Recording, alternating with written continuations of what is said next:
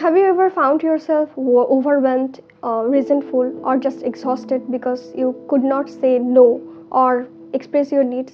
Have you ever found yourself saying yes to things when you actually wanted to say no? Or felt drained just because you are constantly prioritizing others over yourself? If yes, then you are not alone.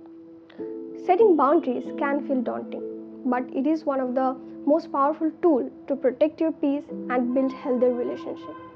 Today, here in this video, we will discover why is setting boundaries so hard for some people, the cost of not setting boundaries effectively, and at the end of the video, I will share some practical, actionable tips to help you set boundaries effectively. Let's start with why is setting boundaries so hard for some people. There are many reasons, but here I will share few of them. The first is fear of rejection or fear of conflict.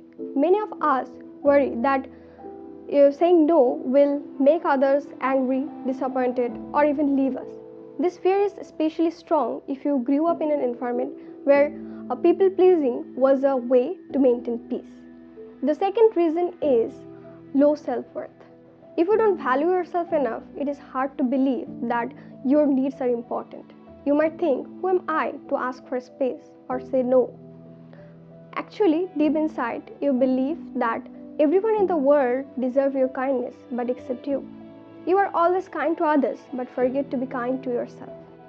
Third is conditioning. Some cultures, families, or even friendships teach us saying no is selfish. Over time, this conditioning makes us feel guilty whenever we try to put ourselves first. And finally, lack of practice. Setting boundaries is a skill. If you have never been encouraged in your life to express your needs, it can feel unnatural at first. Now let's talk about what happens when you don't set boundaries. Constantly saying yes to things you don't want to do can lead to resentment, burnout, and even damaged relationships. Think about it. If you are always available for everyone else, when do you make time for yourself? And without boundaries, people might unintentionally take advantage of you. Not because they are bad, but because you haven't communicated your limits. Remember one thing, you teach people how to treat you. Tip number 1, start with self-awareness. Before setting boundaries with others, start with yourself. Ask yourself, what makes me uncomfortable? What drains me? These feelings are often signs. They will show you the situations or places where boundaries are needed. Also clarify your values. What do you value the most? Things like privacy, respect, time, or something else. Knowing what is important to you will guide your boundary setting decisions. For example, if you value time the most and someone is not valuing your time, then you need to set a boundary. Then you need to speak up and say that it is not okay, and if he or she is going to do this over and over again, there will be some consequences. Tip number 2, communicate clearly and assertively. When setting boundaries, how you communicate is also crucial. Use I statement to express your needs without sounding like you are accusing someone. For example, instead of saying you never listen to me, try to say that I feel unheard when I am interrupted. Can we take turns talking? Keep your sentences simple and to the point. You don't need to over-explain to anyone. Just say that I am unable to do that and move on. Tip number 3, start small. Practice makes progress, so you don't need to start big. Start with low-stakes situations, maybe say no to a small favor or express your preference about where to eat. Small wins builds confidence for bigger boundaries later.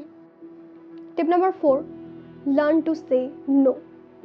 I can understand saying no can often feel uncomfortable, but it is an act of self-care. Try phrases like, I cannot commit to this right now, but thank you for asking. Or at work you can say, I would love to help, but my plate is full right now. Remember one thing, saying no to others often means saying to yes to yourself. Tip number 5, set consequences for violation. What happens when someone crosses your boundary? Let them know the consequences ahead of time. For example, say, If you keep yelling, I will have to leave the conversation. Then this part is also crucial.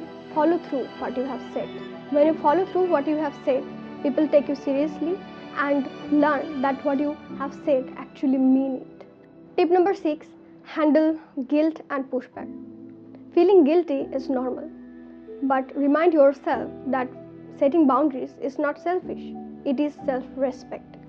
And if people push back, especially those who have benefited from your lack of boundaries, stay calm, repeat your boundaries if needed, and stay grounded. Remember, setting boundaries is a journey, so start small, stay consistent, and be kind to yourself as you grow.